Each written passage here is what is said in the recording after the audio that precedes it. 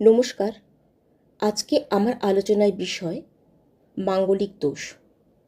আমরা প্রায়শই শুনতে পাই মাঙ্গলিক দোষের জন্য বিবাহিত জীবনে বিভিন্ন ঝঞ্ঝাট ঝামেলা এবং নানান রকম অপমৃত্যু বা বিভিন্ন রকমের সমস্যা।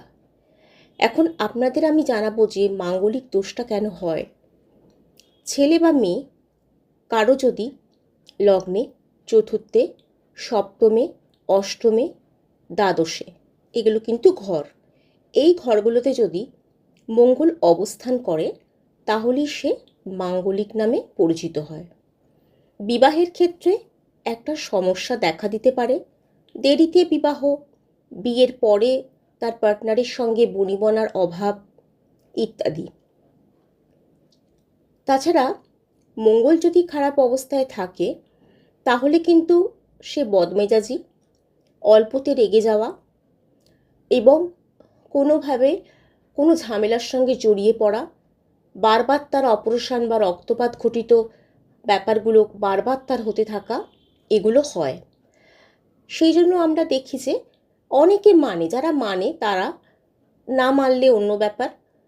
আমরা যখন জোটক বিচার করি তখন এই মাঙ্গলিক জিনিসটাকে আমরা দেখে নিই। এখন জন্মের সময় যে বার্থ চার্ট আমাদের হয়ে গেছে সেটা তো আর কোনো মতেই পাল্টানো যাবে না। আমরা এটাকে একটু মেরামত করি।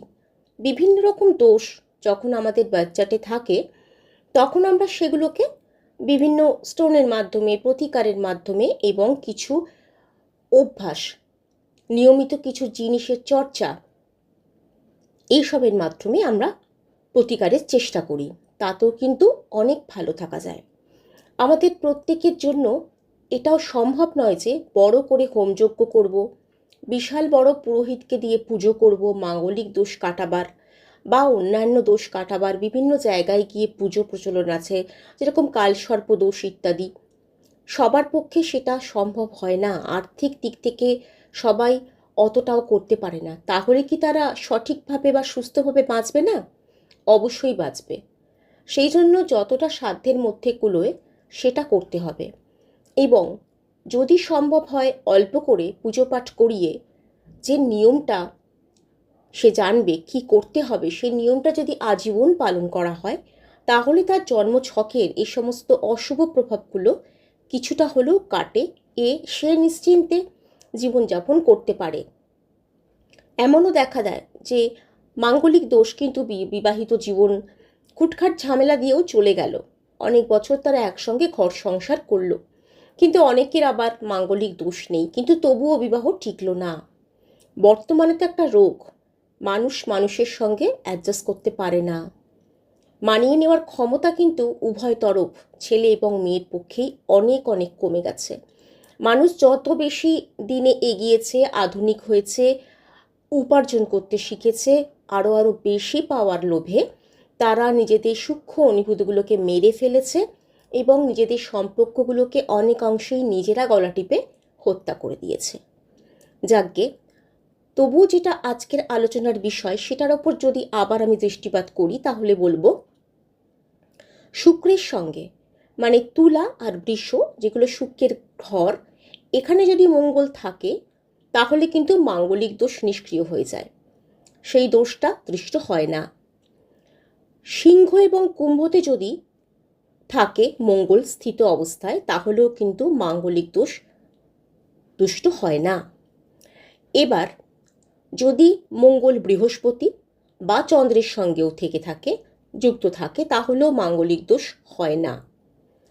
এবার মাঙ্গলিক দোষ এগুলো হলো বললাম হয় না।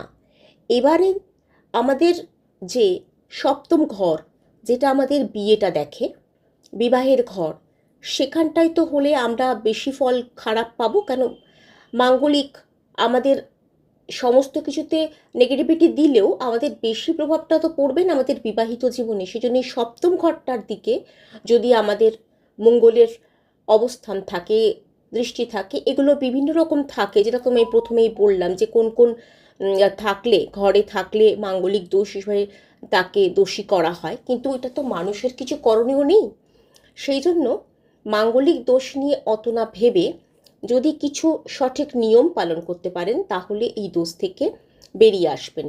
জানেন, মঙ্গল যদি ভালো হয় তাহলে কিন্তু সেই মানুষটা ভালো পুলিশ অফিসার, ভালো সৈনিক, মিলিটারিতে ভালো কাজ করা, বা সে ভালো বড় সার্জন এরকমও হয়। অতএব মঙ্গল কিন্তু একটা খারাপ নয়, একটা বিশাল ভালো, একটা প্রচণ্ড সাহস। কোনো মানুষের মঙ্গল ভালো থাকলে তার মধ্যে উদ্যম থাকে, সাহস থাকে, কোনো কিছু করার প্রতি তার একটা প্রচণ্ড ন্যাক থাকে। মঙ্গলটাকে আমাদের জ্যোতিষে বলা হয় যুবক গ্রহ, ইয়াং প্ল্যানেট। সেই জন্য এই যুবক অবস্থায় মানুষের মধ্যে যেরকম সমস্ত কিছুর প্রতি একটা ঝাঁপিয়ে পড়ার আগ্রহ থাকে, ঠিক এই প্রভাবে যারা ভালো প্রভাবিত হয় তাদের মধ্যেও কিন্তু এই গুণটাই দেখা যায়। তবুও যদি মঙ্গল দোষে কেউ দুষ্ট হয়, জ্যোতিষীকে দেখিয়ে সে বোঝে বা নিজেই বার্থ বিশ্লেষণ করে বোঝে, তাহলে হনুমান চালিসা পাঠ করা যেতে পারে। প্রত্যেকটা মঙ্গলবার কিন্তু করতে হবে, একটা দুটো দিন করে ছাড়লে হবে না। কিংবা বিবাহিত জীবন এফেক্টেড হচ্ছে, সংসারে বিভিন্ন সমস্যা, কর্মক্ষেত্রে সমস্যা, বিভিন্নভাবে রেগে যাচ্ছেন, মাথা ঠিক রাখতে পারছেন না, বারবার দুর্ঘটনা ঘটছে, পাঠ করতে হবে। যদি মন্দিরে না যেতে পারেন, বাড়িতে হনুমানজির ফটো কিংবা মূর্তির সামনে লাল ফুলের মালা, লাল ফুল পায়ে অর্পণ করে লাড্ডু দিয়ে পুজো করতে হবে, চালিশা পাঠ করতে হবে। এবং যদি একটা কথা বলি, মঙ্গলের সঙ্গে রাহু থাকে আর মঙ্গলের সঙ্গে শনি থাকে, এই দুটো কিন্তু প্রবল প্রবল মাঙ্গলিক যোগ নির্দেশ করে।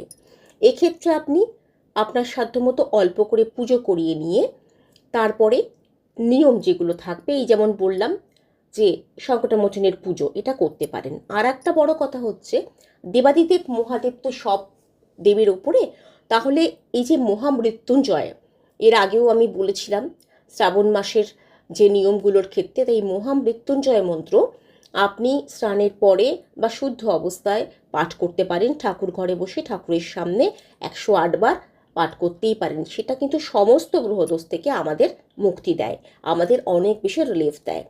আর একটা করা যেতে পারে, মা বগলামুখীর স্তোত্র বা মন্ত্র নেটে সার্চ করলে পেয়ে যাবেন, সেটাও কিন্তু পাঠ করতে পারেন। যদি চান আমি আমার স্ক্রিনে দিয়ে দেবো, আগেরবার যেরকম মহামৃত্যুঞ্জয় মন্ত্রটা দিয়েছিলাম, আমি এবার বগলামুখী স্তোত্রটা দিয়ে দেবো। সেটাও আপনি কোনো যন্ত্রম রেখে সে তার উপরে হলুদ ফুল দিয়ে কর্পূরের বা ধূপের আরতি করে প্রত্যেক দিন পাঠ করতে পারেন। এটাও কিন্তু খুব ভালো কাজ দেয়। তিনমুখী রুদ্রাক্ষ, যদি ঠিকঠাক রুদ্রাক্ষ পান, এখন কিন্তু প্লাস্টিকের জিনিসও প্রচুর বেরিয়ে গেছে, আপনি চিনতে পারবেন না। যে চিনতে পারে তাকে দিয়ে ভালো রুদ্রাক্ষ যদি আপনি আনাতে পারেন বা নিজে কিনতে পারেন চিনে, তাহলে তিনমুখী রুদ্রাক্ষ আপনি ধারণ করতে পারেন হাতে বা গলায়, বা তামার বালা আপনারা ছেলেরা হলে ডান হাতে, মেয়েরা হলে বাঁ হাতে পরতে পারেন। অনামিকা আঙুলে আপনারা পলা যখন পরছেন তখন সেটাকে তামা দিয়ে বাঁধিয়ে আংটি করতে পারেন, বা এমনি কোনো তামার আংটি পরতে পারেন অনামিকাতে।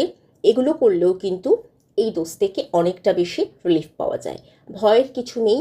অনেকে আমি দেখছি প্রচুরভাবে ভিডিওতে ছড়িয়ে যাচ্ছে যে এই মাঙ্গলিক দোষ হলে এটা ওটা সেটা, এত অহেতুক ভয় পাবেন না। ভয় পাইয়ে দেওয়াটা খুব সহজ, কিন্তু ভয় থেকে প্রশমিত করে মানুষজনকে সঠিক পথে আনাটা কিন্তু যথেষ্ট শক্ত।